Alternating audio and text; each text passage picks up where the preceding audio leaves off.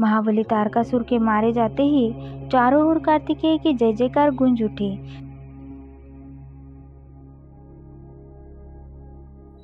ओम नमः शिवाय। आस्था सागर YouTube channel में आपका स्वागत है। रुद्र संहिता का अध्याय 10वां। इस अध्याय में तारकासुर का वध किस प्रकार किया गया, इसका वर्णन किया गया है।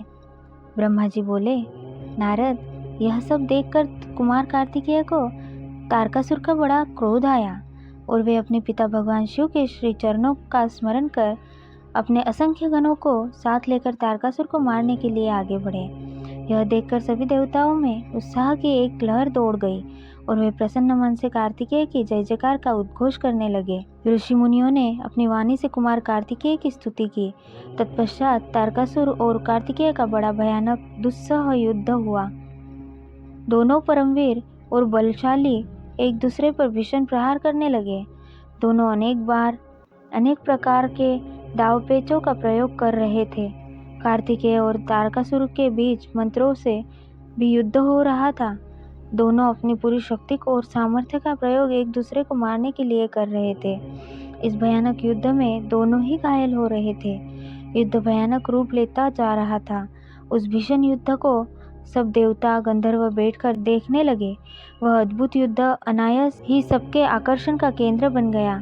हवा चलना भूल गई, सूर्य की किरण ठहर गई, यहाँ तक कि सभी पर्वत इस युद्ध को देखकर अत्यंत भयभीत हो उठे। वे शिव पार्वती के इस पुत्र की रक्षा करने के लिए तुरंत उधर आ गए। यह देखकर कार्तिकेय बोले, हे पर्वतों, आप कोई चिंता न करें। आज इस महापापी को मैं सबके सामने मौत के घाट उतारकर भय से मुक्ति दिलाऊंगा। जब कार्तिकेय पर्वतों से बात करने में निमग्न थे, उसी समय तारक ने अपनी शक्ति हाथ में लेकर उन पर धाव बोल दिया। उस शक्ति के प्रहार से आघात से शिवपुत्र कार्तिकेय भूमि पर गिर पड़े, परंतु अगले ही क्षण वे अपनी पूरी शक्ति के साथ पुनः उठ खड़े हुए और लड़ने के लिए तैयार हो गए। कार्तिकेय ने अपने मन में माता पिता पार्वती जी व भगवान शिव को प्रणाम करके उनका आशीर्वाद लिया और अपनी प्रबल शक्ति से तारकासुर की छाती पर आघात किया। उनकी चोट से तारकासुर का शरीर विदीर्ण होकर पृथ्वी पर गिर पड़ा। सबके देखते ही देखते वह महाबली असुर पल भर में ही ढेर हो गया। महाबली तारकासुर के मारे जाते ही चारों ओर कार्तिकेय की जय जयकार गूंज उठी। तारकासुर के वध से सभी देवता बहुत प्रसन्न थे। तब अपने महाराज तारकासुर को मरा जानकर असुरों की विशाल सेना में भयानक कोलाहल मच गया। अपने प्राणों की रक्षा करने के लिए सभी असुर इधर उधर भाग रहे थे। देवताओं ने मिलकर सभी असुरों को मार गिराया।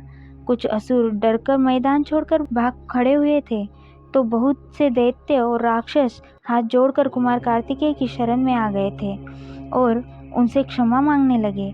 तब कुमार ने प्रेम पूर्वक उन्हें क्षमा कर दिया और उन दानवों को आदेश दिया कि वे सदैव के लिए पाताल में चले जाएं। इस प्रकार तारकासुर के मारे जाने पर उनकी सारी सेना पल भर में ही नष्ट हो गई।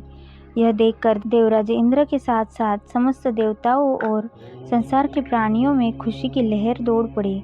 पूरा त्रिलोक आनंद में डूब गया।